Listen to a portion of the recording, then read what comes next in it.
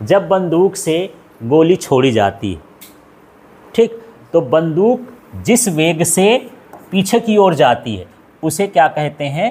प्रतिक्षिप्त वेग। चलो फिर से इसका नाम लो। जब बंदूक से गोली छोड़ी जाती है तो बंदूक जिस वेग से पीछे की ओर जाती है उसे क्या कहते हैं? प्रतिक्षिप्त वेग। ठीक, परिभाषा क्लियर हो गई।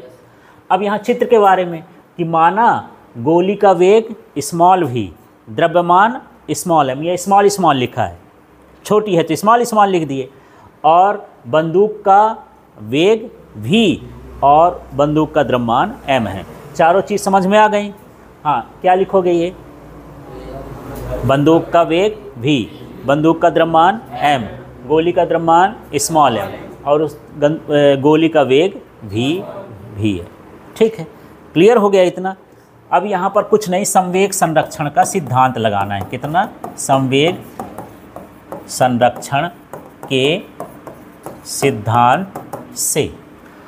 तो संवेग का सूत्र होता है, हाँ, P बराबर m इंटू वी। क्या होता है? P बराबर m इंटू वी। तो इसमें लगाएंगे तो ये क्या हो जाएगा? mv। इसमें भी लगाएंगे तो प्लस क्या हो जाएगा? कैपिटल M और कैपिटल V। थोड़ा सा बड़ा बड़ा बना देना, समझ में आए कि कौन स्मॉल वाला है कौन बात वाला है। बराबर कितना हो गया? 0। 0 क्यों हो गया? कि जब बंदूक नहीं चल रही थी तब उसका संवेग क्या हुआ? 0। वेग ही नहीं था तो उसका संवेग कितना हो गया? 0। और जब चलेगी तो संवेग संरक्षण ये कहता है कि जो शुरू में रहा होगा उतना बाद में भी रहा होगा, तो दोनों का वेग मिला के क्या बनेगा? 0। संवेग संरक्षण का सिद्धांत ये कहता है कि जितना संवेग शुरू में रहा होगा उतना संवेग कहाँ का है? बाद का। तो ये अंतिम संवेग है, ये प्रारंभिक संवेग है। शुरू का संवेग कितना था? 0, और बाद का क्या हो गया? m भी इसका हुआ और उसका भी m भी हुआ, दोनों का टोटल क्या होना चाहिए? 0। अब यहाँ से आपको कैपिटल V निकालना है, तो क्या क्या करोगे? देखो, ये निकाला m भी बराबर क्या हो जाएगा? माइनस m भी, इसका पक्षांतर कर दिए। अब यहाँ पर कैपिटल V निकालना है, तो कैपिटल V बराबर क्या हो जाएगा? माइनस m भी अपॉन क्या हो गया? Capital M। ये प्रतिक्षिप्त वेग का सूत्र है।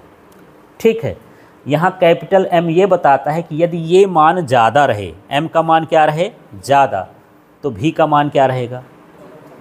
क्या रहेगा? आप फिजिक्स नहीं पढ़ रहे हो। कई बार बताता हूँ कि जब बटे में हो तो उल्टा होता है। इसका मान ज़्यादा है तो V का मान क्या होगा? कम होगा। ये सूत्र कहता है, सूत्र से समझा करो, सूत्र को देख के जान लिया करो। ये बटे की चीज़ है, ये ऊपर की चीज़ है, उल्टा रिलेशन हो गया। M का मान ज़्यादा तो V का मान क्या है? कम। माने बंदूक को भारी क्यों बनाया जाता है यार? आर्मी वाले को क्यों ढुला के अब भेज देते हैं वहाँ जम्मू कश्मीर और जाके सियाचिन में वो करता है, यहाँ से पहाड़ चढ़ते चढ़ते जाता है भारी, है ना, 50 किलो का वजन लटका के। छोटी सी बंदूक दे देना, उससे भी तो आदमी मर जाएगा। ठीक है, लेकिन उसकी गति बहुत तेज होती, आगे बढ़ाना पड़ता है। यदि हम हल्की बंदूक कर देंगे, बंदूक का मान क्या हो जाए? M का मान क्या हो गया? कम, तो V का मान क्या होगा? ज़्यादा। माने वो बंदूक छोड़ेगा तो खुद फेंका जाएगा, पीछे की ओर बहुत तेज़ी से ना वेग लगेगा। ठीक है, इसलिए उसका भार बढ़ाया जाता है। किसका भार? हाँ, बंदूक का। बड़ी बड़ी तोपें बनती हैं तो जो तोप गाड़ी होती है उसका भार ज़बरदस्ती बढ़ाया जाता है, ज़रूरत नहीं रहती, क्योंकि यदि तोप छोड़ेगा तो जितने तेज से तोप छोड़ेगा उतने तेज से वो कहाँ जाएगा? पीछे। जैसे मान लो एक रॉकेट जलाते हो पटाखा वाली, तो उसका जिस हिसाब से वो जलाते हो तो उसका जो जलन है, कहना चाहिए जो उसका धुआं है, कहाँ जाता है? नीचे। तब रॉकेट कहाँ जाती है? ऊपर। तो जिस वेग से ऊपर जाती है उसी वेग से नीचे क्या निकलता है? उसका धुआं निकलता है, जलता हुआ चीज़ें निकलती हैं। तो उसमें भी वही सिद्धांत लगता है न्यूटन के गति के नियम से कि जितना तुम आगे जाओगे उतना ही हम कहाँ जाएंगे? पीछे। ठीक है, तो हम क्या करें कि यार उतना ना जाए, बंदूक की गोली से हम थोड़ी ना भाग कर सकते हैं, तो हम अपना क्या करते हैं? बंदूक का द्रव्यमान बढ़ा देते हैं। द्रव्यमान बढ़ा देते हैं तो पीछे का वेग क्या हो जाएगा?